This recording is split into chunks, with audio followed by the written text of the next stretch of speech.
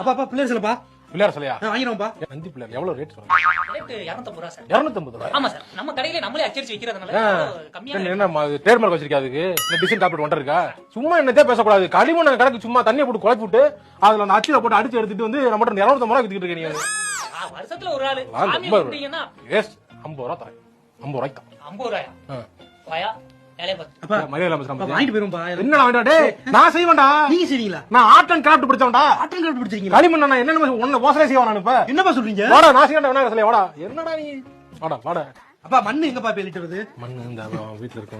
யார் உங்க வீட்லயா? அந்த கப்பா திட்டுப்பா. தெரியாம திட்டு. கீழ போடு. இப்ப சீரம் பண்றான். இப்ப பண்றதுக்கு அப்பா என்னப்பா இது வராகிய மண் மாதிரி இருக்கு? வராகிய மண்ணடா இப்படிடா கொஞ்சம். அப்பா என்னப்பா பிரம்மா சிலை செஞ்சு வச்சிருக்கீங்க? பிரம்மா இல்லடா, காதுல 2 பூக்கு இருக்குது. தலை இல்லையா அது? தலையில காது அது. இது இப்ப